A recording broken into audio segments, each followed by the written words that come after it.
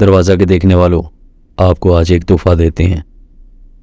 جیسا کہ آپ نے تھمبنیل میں پڑھ لیا ہوگا کہ یہ ایک سوالاتی ویڈیو ہے جو کہ انتہائی سنجیدہ، ویل آرٹیکولیٹڈ اور وقت حاضر میں اپنی نوعیت کے بہترین ریسرچر جناب فرقان قریشی صاحب کی خدمت میں پیش کردہ کچھ سوالات پر مشتمل ہے۔ اور آپ کے لیے تحفہ یہ ہے کہ آپ ان کے چینل کو وزٹ کریں اور اپنے علم میں اضافہ کریں۔ قریشی صاحب کی ایک سیریز 40,000 سالوں کا علم، اس کی ایک ایپیسوڈ نمبر 7 ہے جس میں وہ طوفان نوح کی تفصیلات انتہائی دلچسپ اور مدلل گفتگو فرما رہے ہیں۔ آپ پہلے وہ گفتگو سنیے، پھر ہم کچھ سوالات جو کہ ہمارے ذہن میں پیدا ہوئے وہ کرتے ہیں۔ اللہ تعالیٰ نے نوح نام کے ایک نبی بھیجے تھے۔ اس وقت لوگ بتوں کی پوجا کرتے تھے۔ نوح علیہ السلام نے لوگوں کو منع کیا کہ ایسے نہ کرو، صرف ایک اللہ ہی کی عبادت کرو، لیکن وہ لوگ نہیں مانے۔ اس پر اللہ تعالیٰ نے نوح کو حکم دیا کہ ایک بڑی سی کشتی بنائیں اور اپنے گھر والوں سمیت تمام جانوروں کو اس کشتی میں رکھ لیں، کیونکہ اب میں ان لوگوں کو سزا دینے والا ہوں۔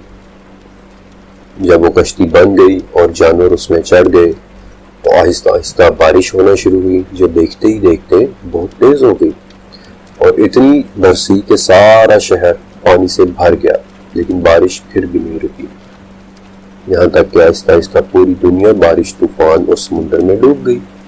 لیکن اللہ تعالیٰ نے نوح علیہ السلام اور ان کے گھر والوں کو اور کشتی میں بیٹھے تمام جانوروں کو بچا لیا۔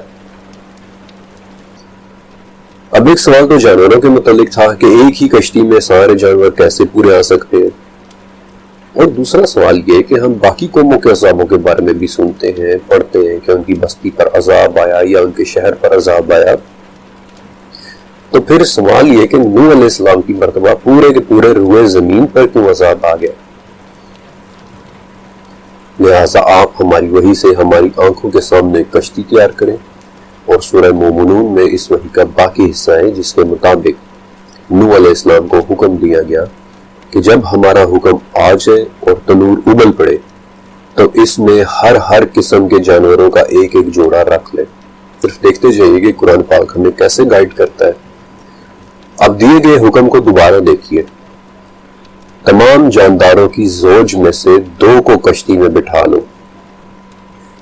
اس ٹیکنیک سے کشتی پر جانوروں کی حیران کن حد تک کم تعداد سوار ہوتی، اور بڑی محنت اور محتاط کیلکولیشنز کے بعد یہ نتیجہ نکلتا ہے کہ کشتی پر سوار ہونے والے تمام جانوروں یعنی میملز، دودھ پلانے والے جانور، برڈز یعنی پرندے، ریپٹائلز یعنی رینگنے والے جانور، اور ایمفیبینز یعنی کہ وہ جانور جو پانی اور کشتی دونوں میں رہتے ہیں، ان سب کو ملا کر ٹوٹل 7,000 مختلف جانوروں کو کشتی پر سوار کرنا تھا۔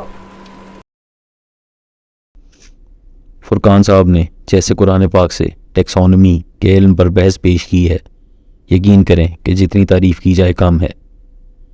اسی طرح پورا چیپٹر اور بلکہ تمام سیریز ہی قابل تعریف ہے۔ اب ہم آتے ہیں سوالات کی طرف۔ پہلے 2 سوال طوفان نوح کے بارے میں ہیں اور تیسرا اس سے مختلف ہے۔ تو سوال نمبر 1 یہ ہے، جیسا کہ ہم جانتے ہیں کہ تمام جانوروں کے پاک جوڑے کشتی پر سوار تھے اور سروائیو کر گئے، لیکن پانی تو کافی عرصے تک زمین پر موجود رہا۔ کچھ روایات جو کہ مجھ تک پہنچی ہیں، پانی 120 دن تک زمین پر کھڑا رہا، اور 40 دن تک تو صرف پانی برستا ہی رہا تھا، آسمان سے بھی اور زمین سے نکلتا رہا۔ تو سوال یہ پیدا ہوتا ہے کہ اس دوران پلانٹ لائف یعنی کہ پودے اور درخت وغیرہ وہ کیسے زندہ رہے؟ کیونکہ آج بھی اگر کسی طاقتور جوان یعنی کہ بڑے درخت کو بھی زیر آب کر دیا جائے تو وہ بھی کچھ دنوں بعد ہی مر جائے گا، اور کچھ پودے تو 24 گھنٹے بھی نہیں نکال سکتے۔ برائے مہربانی اس پر رہنمائی فرمائیں۔ دوسرا سوال یہ پیدا ہوتا ہے کہ طوفان تھمنے اور زمین کے خشک ہونے کے بعد تمام بر اعظموں پر اینیمل لائف کس طرح پھیلی؟ نوح علیہ السلام کی کشتی تو ترکی کے جودی پہاڑ پر آ کر لینڈ کر گئی تھی۔ کیا کشتی نوح نے تمام بر اعظموں کا چکر لگایا تھا اور ہر بر اعظم پر مخصوص جانور اور پرندے اتارتے ہوئے گئے تھے؟ اگر ایسا تھا تو پہلی بار میں تمام جاندار کشتی تک کیسے پہنچے تھے؟ مثال کے طور پہ آسٹریلیا کا کینگرو اور فلیپٹس دنیا میں کہیں اور نہیں پایا جاتا۔ اسی طرح سے کئی ایک جانور اور پرندے اپنے مخصوص برے اعظموں تک محدود ہیں، اور ان برے اعظموں کا کوئی زمینی رابطہ بھی موجود نہیں ہے۔ فرقان صاحب، تیسرا سوال ماؤنٹ ہرمن پر اکٹھے ہونے والوں کے بارے میں ہے۔ آپ پہلے وہ گفتگو سنیے، پھر ہم کچھ سوالات جو کہ ہمارے ذہن میں پیدا ہوئے وہ کرتے ہیں۔ کیونکہ بک آف اینوخ ہی کے اندر اس سیلاب کے پوری دنیا میں آنے کی وجہ بڑی حیران کن تفصیل کے ساتھ لکھی ہوئی ہے، اور نہ صرف بک آف اینوخ میں بلکہ انجیل میں بھی اس وجہ کے کچھ ٹریسز ملتے ہیں۔ یہ وجہ اتنی حیرت انگیز ہے کہ اسے سننے کے لیے آپ کو اپنا دل اور ذہن دونوں کو بہت وسیع رکھنا ہوگا۔ یہ اتنی غیر معمولی اور ان آرتھوڈاکس وجہ ہے کہ آپ میں سے شاید بہت سے لوگ اسے اتنی آسانی سے سن بھی نہ سکیں، اور شاید میں اس کا ذکر کرتا بھی نہ اگر مجھے 38,000 سال پرانی آرکیالوجی میں اس کے حیرت انگیز حد تک ریلیونٹ ثبوت نہ ملے ہوتے تھے۔ لہٰذا بہت غور سے سنتے جائیے۔ اگر کبھی آپ نے دلچسپی کی خاطر انجیل کا مطالعہ کیا ہو تو انجیل کی بک آف جوڈ میں ایک جملہ لکھا ہے کہ اور ہنوک بھی، کہ جو آدم کے بعد ساتویں تھے، انہوں نے ایک پیشن گوئی کی کہ وہ اپنے 10,000 مددگاروں کے ساتھ آئے گا تاکہ تم سب کو سزا دے، جو بھی تم میں سے ان نیچرل ہے اور ان نیچرل کام کرتا ہے اور اس کی ان نیچرل زبان ہے۔ اس لفظ ان نیچرل کا مطلب ابھی تھوڑی دیر تک آپ کو کلیئر ہوگا۔ یہ بات انجیل میں انہی الفاظ کے ساتھ بک آف ڈیوٹرانومی میں بھی لکھی ہوئی ہے، لیکن دونوں مقامات پر یہ بات اس سے زیادہ کلیئر نہیں ہو پاتی۔ یہی بات بک آف اینوخ کے کالم 16 اور 18 میں بھی لکھی ہوئی ہے، لیکن بک آف اینوخ میں تفصیل اس سے آگے بھی بڑھتی ہے، اور ہر گزرتے پیراگراف کے ساتھ یہ تفصیل عجیب سے عجیب تر ہوتی چلی جاتی ہے۔ اور بہت غور سے سنیں کہ بک آف اینوخ کے اندر اس بارے میں اور کیا کچھ لکھا ہے۔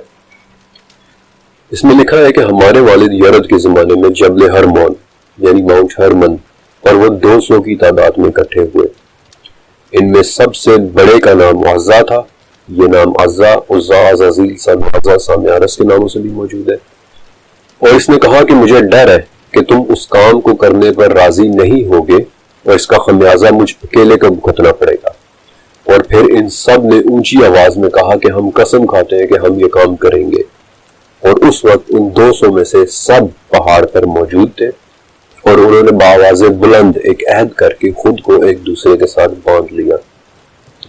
ان کے بڑوں کے نام اراقیل، رامیل، براقیل، انائیل، زاقیل، توریل اور سائیل تھے۔ اور اس عہد کے بعد انہوں نے انسان کو مختلف چیزیں سکھانا شروع کی۔ سامیارس نے انسان کو لذتوں کا سکھایا، اپنی تخلیق کو تبدیل کرنا اور تصویر بنانا سکھایا۔